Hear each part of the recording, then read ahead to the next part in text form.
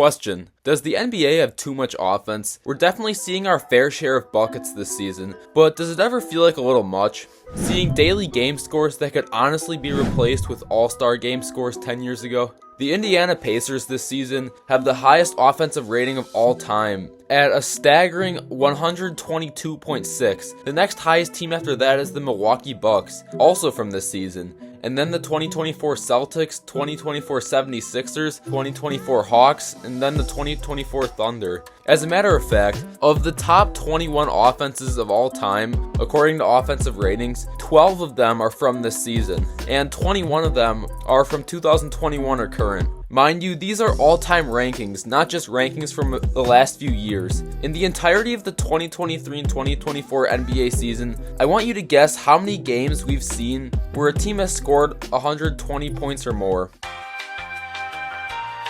As of December 31st, 2023, we've seen a whopping 352 games this year where a team has scored 120 points or higher, and we're not even halfway through the season yet. To really put this offensive explosion into perspective historically, do you want to know how many 120 plus point games there were just 20 years ago in the 2003 and 4 NBA season?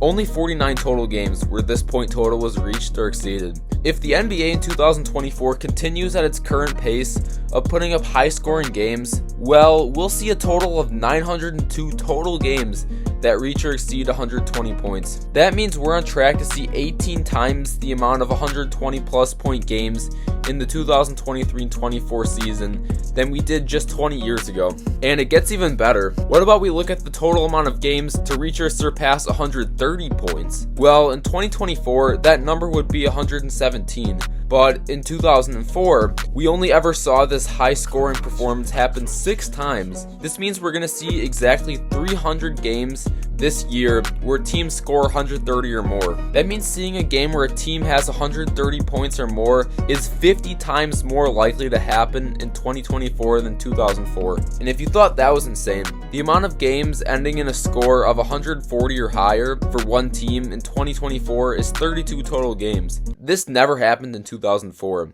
Not even one time. Heck, even neither of the all-star teams couldn't even score that many points. I think it's no secret that offense in the NBA in the current era is really good. Both players and teams are putting the ball in the hoop at a historic rate that's never been seen before. So far this season, point guard from the 76ers Tyrese Maxey has been balling out. He's averaging a very impressive 26.1 points, a hair under 4 rebounds, and 6.5 assists while having a true shooting percentage of 58.8%. He also has the best odds to win the Most Improved Player of the Year award, according to DraftKings, FanDuel, BetGM, and Caesars, at around -270 to -300. Do you know who was the last guard from Philadelphia to put up these type of numbers? No, not this playoff choker. It's the answer, Allen Iverson. Iverson in 2004 averaged stats of 26.4 points a game, 6.8 assists, and 3.7 rebounds a game, while having a true shooting percentage of 47.8%. Now let me ask you, looking at these stats, is Tyrese Maxey really as good or even better than a prime Allen Iverson? De'Aaron Fox in 2024 is also another guard who's been balling out. He's putting up a stat line of 30 points a game, 4.6 rebounds, and 6.1 assists while having a true shooting percentage of 59.8%. Kobe Bryant in 2002 and 2003 had a stat line that looked like this: 30 points a game, 6.9 rebounds, 6.1 assists, and a true shooting mark of 55%. Let me ask you, is De'Aaron Fox in 2024 really on par with a prime Kobe Bryant? And even better, or worse comparison, Michael Jordan in 1992 had a stat line that looked like 30.1 points, 6.4 rebounds, 6.1 assists, and 57.9 true shooting percentage. Now, it really pains me that I'm about to utter these following words out of my mouth, but is a 2024 De'Aaron Fox really as good as a prime Michael Jordan on offense? Does the NBA have too much offense now? Has the league taken things a bit too far on that side of the floor? When De'Aaron Fox in 2024 can be closely compared to a prime Kobe and MJ, two of the greatest offensive peaks in league history, well, you could just say it's all about the pace. Kobe Bryant and Allen Iverson both offensively peaked in the dead ball era, and Michael Jordan's situation was almost as bad, playing in a slower era historically and playing on one of the slowest playing teams in the league? Let's really break this down. In making that claim, you'd actually be right in saying that MJ, AI, and Kobe all played in slower eras than Maxey and Fox in 2024.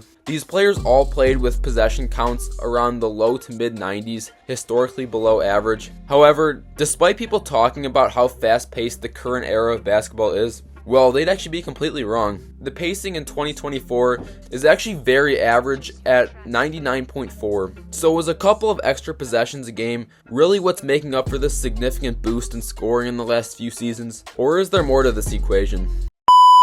Like we've clearly established throughout the first few minutes of this video, offense has really taken a step up recently. But what's actually causing this? Well, I think there's multiple things causing scoring to erupt recently. Many fans like to blame Steph Curry for the three-point shooting massacre the league has had right now. The three-point line was introduced in 1979, and 45 years later, it's went from a gimmick only the best shooters in the league would even think about taking, to a shot that's almost required to keep your spot in a modern-day lineup. Over the 45 years the three-point line has been in the game, its popularity has taken off. In 1980, the three-point attempt rate started off at a measly 3.1% and dropped as low as 2.3% the next season. It slowly started to increase until the 1994-95 season, where the league moved the three-point line closer for 3 seasons, which explains this immediate jump in attempt rate. After that, the three-point attempt rate continued to increase until we hit what I like to call the Steph Curry era, where the league was rapidly increasing the amount of threes per game they were taking from about 2015 to 2020.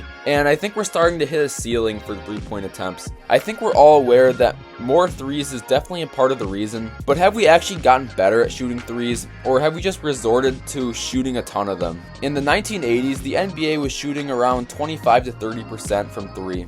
It wasn't until the later 80s and mid 90s where we started to shoot above 30% from three consistently. Once again, we see the spike in the mid 90s where they shortened the three-point length. And ever since the late 90s to early 2000s, we honestly haven't improved that much from behind the arc.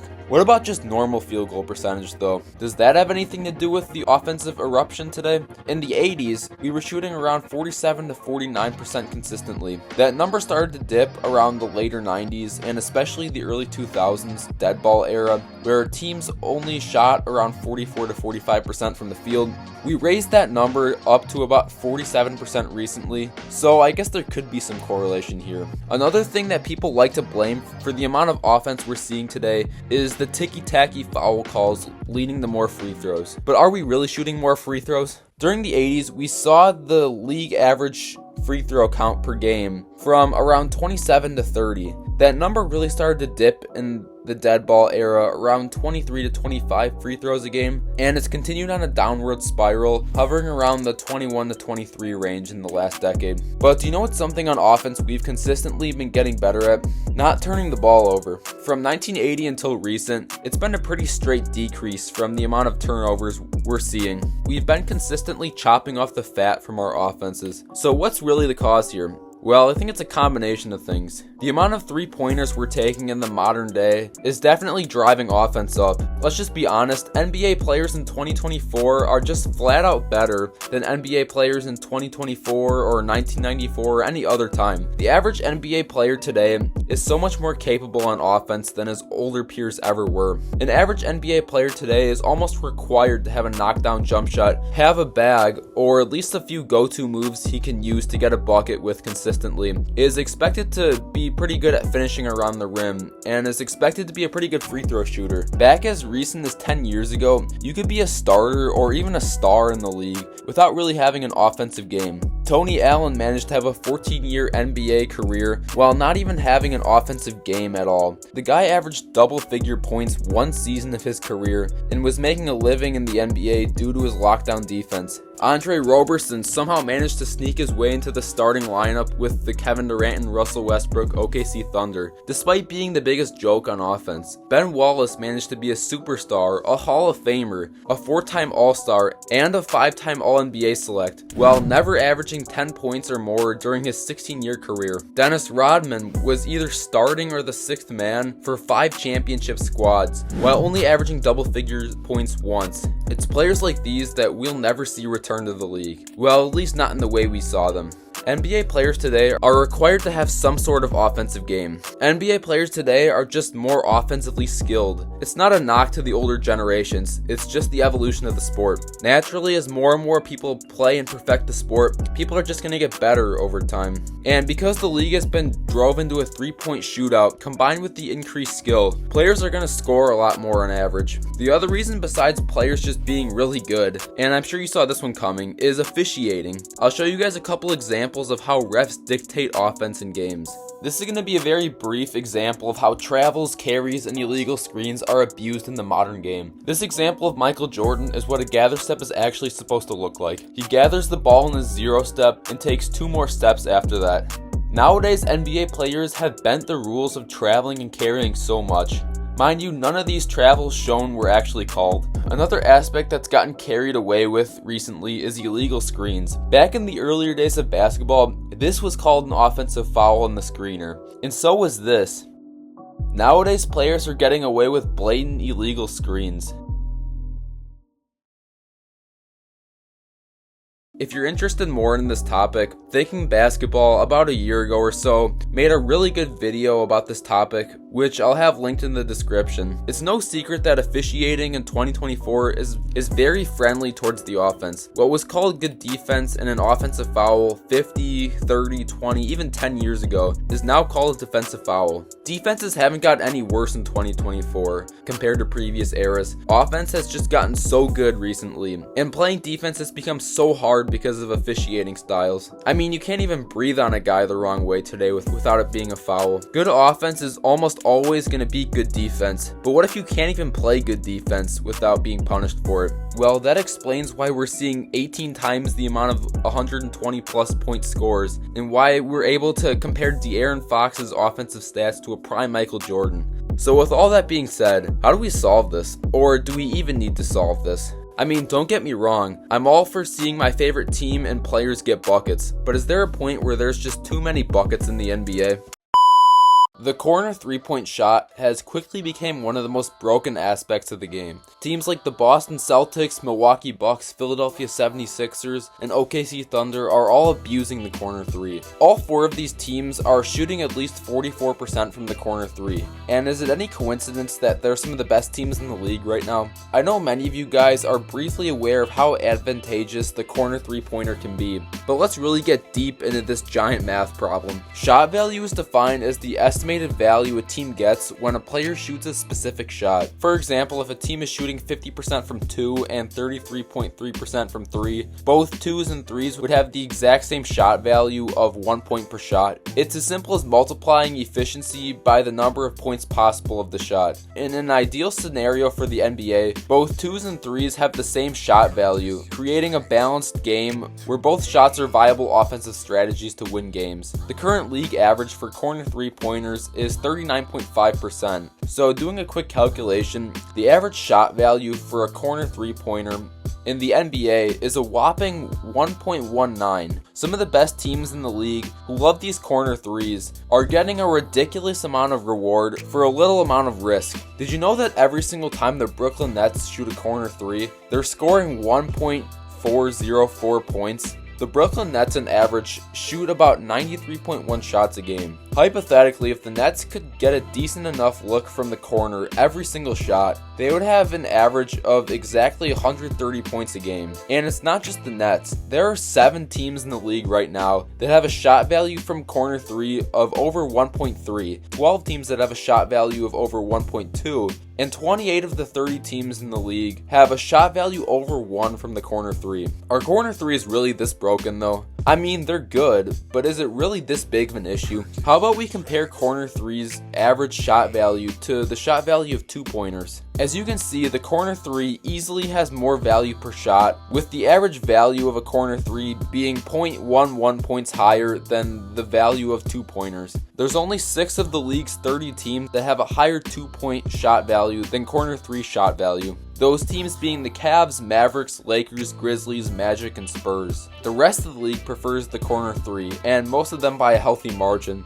But what if we turn the normal NBA court into this? No more corner 3. What would happen? There's been a lot of discussion over the last few years of taking away the corner 3 by making the 3-point arc its natural circular shape. What would happen then? It would definitely take the league a year or two to get used to it, probably leaving a dead spot in the corner at first. But after a while, this would balance out 3s and 2s. Remember when I showed you this graph? The corner 3-point shot value versus 2-point shot value? Well, what would the opposite of this look like? What would the shot value of every 3-pointer but the corner one look like compared to 2s? The red line on the chart represents non-corner 3-pointers shot value of every NBA team, while the blue line represents normal 2-point shot value. As we can see, this change helps to balance out things. What I like about this chart is that it shows the balance of scoring approach that would happen, because there are clearly teams on here that would obviously benefit from taking more 2s. Teams like the Pacers, Bucks, Celtics, and Wizards. There are also teams on here that should do quite the opposite and still take a lot of 3s. Teams like the Heat, Trailblazers, Warriors, and Nets. And there are some teams where it's almost perfectly balanced, like the OKC Thunder, who have the exact same shot value from 2 and 3 at 1.12. But I don't think just changing the corner 3-pointer is enough. The next elephant in the room to address here is the officiating, and it's pretty clear what side of the ball the refs like to favor. To fix the officiating, I think it's pretty simple. I would tell the refs to blow their whistle about 15% to 20% less on fouls. If you can't decide if there was enough contact being a ref or any contact on a shooting foul, there probably wasn't enough contact for it to be an actual foul. Letting players play through more of the quote-unquote fouls would limit offense as well as help the flow of the game. Another huge change we need to see with the refs is cracking down on illegal screens, travels, and carrying. Some of the stuff that these offensive players are getting away with today is absolutely absurd, and it's honestly ruining the game. If anything needs to 100% change, it's this. Another thing I would tell the refs if I woke up as Adam Silver tomorrow is not to call any type of shot that looks unnatural a shooting foul. The NBA has definitely gotten better at this over the last half a decade. I mean, some of these foul baits used to make my eyes bleed, but it's certainly not perfect yet. Now, I want to end this video off with some of my personal changes to the NBA that don't necessarily help slow down offense, but they would make the game more exciting. Former North Korean leader Kim Jong-il was actually a very big basketball fan. Why am I telling you about this North Korean dictator? Because he actually has some sick basketball rules. In 2006, Kim Jong-il was bored of the traditional rules of basketball, so he spiced things up a little bit. He added 4 new rules, which are dunks are worth 3 points, a 3-pointer that doesn't hit the rim is worth 4 points, a missed free throw deducts 1 point, and a field goal made in the last 3 seconds of a game is worth 8 points. Very interesting changes, Mr. Jong-il. Let's talk about these. Dunks are worth 3 points. I'm actually a super big fan of this rule. Just imagine how much more exciting, boring regular season games would be if dunks were worth 3 points. You would see so many more dunk attempts a game. Anyone who had a shot at punching it would try, making for a really exciting game. The next rule is a 3-pointer that doesn't hit the rim is worth 4 points. I think this is a really interesting idea, but unless the league can get sensors around the rim that can track swishes, I don't see how this would be officiated in real time. But a cool idea. The third rule is a missed free throw deducts 1 point. If this rule was in the league, Shaq would probably finish his career with negative 10,000 points, and Giannis would have the same on-court value as the team's 9th man. I wouldn't add this rule just because it would incentivize teams to intentionally foul bad free throw shooters, which would really mess with the pacing of games. And the fourth rule, a field goal made in the last 3 seconds of a game is worth 8 points. I'm going to add a little twist to this rule. Instead of 8 points in the last 3 seconds, I would add what's called crunch time. In crunch time, or the final 2 minutes of games, every shot is worth double the amount of points. So 3-pointers are worth 6, 2-pointers are worth 4, and free throws are worth 2. So any game that isn't a 30-plus point blowout would still be a fight down to the final second. This would make the end of games a lot more entertaining for fans.